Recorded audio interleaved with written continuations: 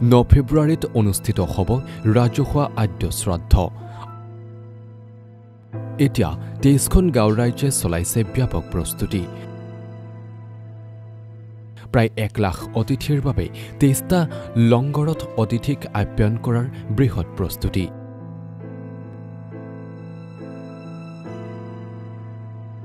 প্ৰয়াত গণশিল্পী ৰাজীৱ শদিয়া পৰগমন হোৱা প্ৰায় 15টা দিন অতিক্ৰম কৰিলে।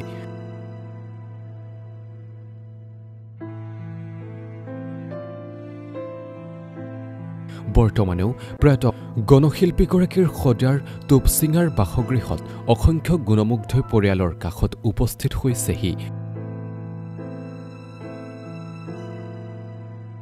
আৰু ইয়াৰ মাজতেই গণশিল্পীগৰাকীৰ ৰাজহুৱা আদ্য শ্ৰাদ্ধৰ আয়োজনৰ পূৰ্ণ প্ৰস্তুতি চলাইছে শদিয়াৰ ৰাইজে। ইতিমধ্যে ৰাজহুৱা আদ্য শ্ৰাদ্ধ আয়োজনৰ বাবে বিভিন্ন দল সংগঠন তথা শদিয়া ৰাইজৰ উমৈহতীয়া প্ৰচেষ্টাত এখন পূৰ্ণাংগ আয়োজক কমিটি গঠন কৰি গণশিল্পী ৰাজীৱ শদিয়াৰ আদ্য শ্ৰাদ্ধখন আগন্তুক 9 ফেব্ৰুৱাৰী তথা অহা দেওবাৰৰ দিনটোত আয়োজনৰ দিহা কৰা হৈছে।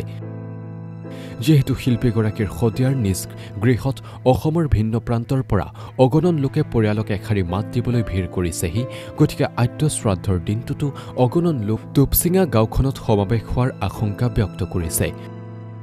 উল্লেখযোগ্য যে প্ৰায় 1 লাখ অতিথিৰ বাবে 23টা লংগৰত অতিথিক আপ্যায়ন কৰাৰ ব্যৱস্থা গ্ৰহণ কৰা হৈছে আৰু ইয়াৰ উপৰি শদিয়াৰ প্ৰতিখন গাঁৱে অতিথি আপ্যায়নৰ দায়িত্ব গ্ৰহণ কৰিছে।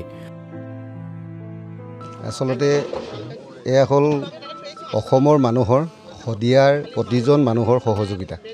সকলোৰে সহযোগিতাত এইটো সম্ভৱ হৈ উঠিছে। ইতিমধ্যে প্ৰতিখন গাঁৱৰ যুৱ সংঘই নিজ নিজ দায়িত্ব নিজে নিজে পালন কৰিছে। প্ৰতিখন গাঁৱৰ মানুহে বাঁহ কাটিবৰ কাৰণে নিজে ওলাই আহিছে, ঘৰবিলাক বনাবৰ কাৰণে ওলাই আহিছে। খাদ্য প্ৰসাদ বিতৰণকে আদি কৰি প্ৰতিটো বিভাগতে যুৱ সংঘই নিজে নিজে তেখেতলোকে দায়িত্ব গ্ৰহণ কৰিছে। গতিকে ইয়াত অসুবিধা হ'ব লগা বা কাম মানে ঢিলা হ'ব লগা বা নহ'ব লগা তেনেকুৱা কোনো কথাই আহি পৰা নাই। গতিকে মই ভাবোঁ যে অহা 9 তাৰিখে যিখন আমাৰ ৰাজহুৱা আদ্য শ্ৰাদ্ধ হ'ব আমাৰ গণশিল্পী ৰাজীৱ শদিয়াৰ, এই শ্ৰাদ্ধখনত সমগ্ৰ অসমবাসী মানুহে, সমগ্ৰ শদিয়াবাসী মানুহে এটা নতুনত্ব দেখিবলৈ পাব। গণশিল্পীৰ প্ৰকৃতৰ ভাৱ, মনৰ যিটো মৰম, সেই মৰম দেখি পাব বুলি মই অনুভৱ হয়। কাৰণ মানুহৰ যিটো উৎসাহ দেখিছোঁ, প্ৰতিখন যুৱ সংঘই, প্ৰতিজন ব্যক্তিয়ে, শদিয়াবাসী প্ৰতিটো সংগঠন, প্ৰতিটো দল, প্ৰতিজনী অনুষ্ঠান বা প্ৰতিষ্ঠানে যেনেদৰে সহায় কৰিছে, গতিকে এই সহায় সহযোগিতাত আশা কৰোঁ যে এই আদ্য শ্ৰাদ্ধখনে অসমৰ ভিতৰত এক বিৰল এক কীৰ্তি, গণশিল্পীৰ প্ৰতি শ্ৰদ্ধা ৰাখি যাব বুলি আশা কৰোঁ। কিমান মানুহৰ আমি ভাবোঁ 1 লাখৰ ওপৰত মানুহ হ'ব বুলি আমাৰ ধাৰণা। আমি তাতোতকৈ বেছি আশা কৰিছোঁ। তথাপি আমি ভাবিছোঁ যে সমগ্ৰ অসমৰ পৰা মিনিমাম 1 লাখৰ মানুহ ইয়াত সমাগত হ'ব। খাদ্যৰ কাৰণে যেনেকুৱা শুনিব পাইছোঁ, গাঁওসমূহক কেনেকুৱা ধৰণৰ এতিয়া আমাৰ টোটেল 23টা খাদ্য মানে হেৰি আছে, 23টাৰ লংগৰ আছে। 23খন গাঁৱে ইতিমধ্যে তেখেতলোকে দায়িত্ব লৈছে। প্ৰতিখন গাঁৱে মিনিমাম 10,000 পৰা মানুহ ভাত খুৱাব পৰাকৈ ৰেডি হৈ আহিব। গতিকে 23টা লংগত আমি যদি তেনেকৈ কওঁ, আমি 2 লাখতকৈ ওপৰত মানুহ ভাত খুৱাব পাৰিম। গতিকে তেখেতলোকে নিজে নিজে দায়িত্ব লৈছে। তেখেতলোকক কোনো আমি ক'ব লগা হোৱা নাই। তেখেতলোকে নিজে লংগৰ ব্যৱস্থা কৰি লৈছে। তেখেতে চৌবাতি পৰা আদি কৰি মানে সামগ্ৰীসমূহলৈকে যিবিলাক ৰন্ধন প্ৰক্ৰিয়াত লাগে, সেই সকলোবিলাক তেখেতলোকে ঠিক কৰি লৈছে। গতিকে গাঁওসমূহ নিজে লৈছে আৰু তেখেতলোকে স্বতঃস্ফূৰ্তভাৱে আহি খৰি পাত সকলো যোগাৰ কৰি লৈছে। গতিকে তাত ইয়াত আকৌ উদযাপন সমিতি বা বেলেগ কোনোবা কৰিব লগা একো কাম নাথাকে। যিহেতু এটা বৃহৎ সমাগম হ'ব, ইয়াত প্ৰশাসনৰ সহযোগিতা নিশ্চয় নিশ্চয় নিশ্চয় এইটো প্ৰশাসনক ইতিমধ্যে আমি প্ৰশাসনক জনাইছোঁ আৰু আমি আৰক্ষী প্ৰশাসনকো জনাইছোঁ। সকলোলৈকে আমি চিঠি ইতিমধ্যে আমাৰ আবেদন পত্ৰ দিয়া হৈছে। গতিকে আশা কৰোঁ আমি প্ৰশাসনে, শদিয়াবাসী ৰাইজে, সমগ্ৰ অসম চৰকাৰখনেও হওক বা সমগ্ৰ অসমৰ প্ৰতিজন মানুহে নিষ্ঠা আৰু সততাৰে কাম কৰিব আৰু সকলোৱে শৃংখলিতভাৱে থাকিব। গতিকে সকলোৱে সহযোগিতা ইয়াত থাকিব বুলি মই আশা কৰোঁ। যিহেতু আদ্য শ্ৰাদ্ধৰ কাৰণে যিটো বৰসভা তাতে গায়ন বায়নৰো ব্যৱস্থা এইটো আচলতে সভাখন ইয়াৰ আদ্য শ্ৰাদ্ধখন প্ৰকৃততে মাংগলিক যিটো ৰীতি নীতি আমাৰ শদিয়াৰ এজন বা আমাৰ নিজৰ মানুহ এজন ঢুকালে যি মাংগলিক ৰীতি নীতিয়ে কৰা যায় সেই ৰীতি নীতিয়ে হ'ব গতিকে এই মাংগলিক যি কাৰ্য থাকিব এই মাংগলিক কাৰ্যত এতিয়ালৈকে 22 খোলা সমগ্ৰ অসমৰ মানে তিনিচুকীয়া ডিষ্ট্ৰিক্ট ডিব্ৰুগড় ডিষ্ট্ৰিক্টলৈকে শদিয়াক লগাই 22 খোলাৰ গায়ন বায়ন হ'ব তেখেতলোকে ধৰ্মীয় ৰীতি নীতিয়ে পৰম্পৰাগতভাৱে মাংগলিক কামখিনি হ'ব সকামৰ মূল মণ্ডপৰ ভিতৰত তেখেতলোকে গায়ন বায়নে তেখেতৰ যি আদ্য শ্ৰাদ্ধ সমাপন কৰিব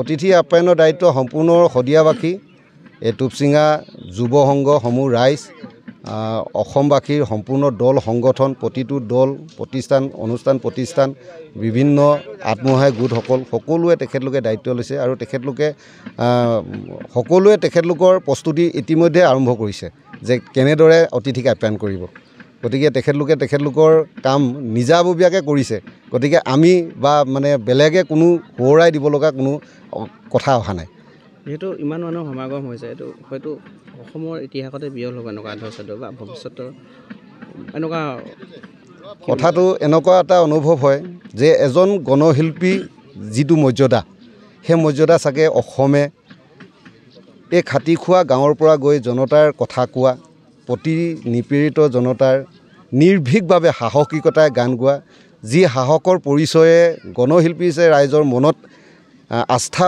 লাভ কৰা এই গণশিল্পীৰ ক্ষেত্ৰত এনেকুৱা এটা সমাগম হয় বুলি আমাৰ মনে ধৰিছে এতিয়া সমগ্ৰ অসমে সেইকাৰণে আঁকোৱালি লৈছে যে প্ৰকৃত এজন গণশিল্পী যিটো পাব লগা মৰ্যাদা বা পাব লগা মৰম চেনেহ সকলোৱে দিবলৈ কেতিয়াও কুণ্ঠাবোধ নকৰে বুলি মোৰ মনে অনুভৱ হয় গতিকে আমি আহ্বান কৰোঁ যে প্ৰকৃততে শিল্পী হ'লে শিল্পীৰ মনৰ হ'ব লাগে ৰাজীৱ শদিয়াৰ দৰে হ'ব লাগে সেই এটা ভাৱ হয়তো চাগে সকলোৱে মনত জাগিছে সেয়েহে মই অপকতে স্বীকাৰ কৰিছোঁ মোৰো মনে এনেকুৱা হয় যে ৰাজীৱ শদিয়াৰ দৰে এজন শিল্পী হওক আমি যাতে জাতিটোৰ বাবে কথা কোৱা কোনেও নাথাকিলে এষাৰ গানেৰে বিশ্বক জনাই দিয়া তেনেকুৱা এটা মনোভাৱেৰে এজন সাহসী শিল্পী হোৱাটো মোৰ মনেও এতিয়া মই ভাবোঁ বিচাৰোঁ শদিয়াৰ পৰা অতুল ভূমিজৰ ৰিপৰ্ট এ নিউজ 24x7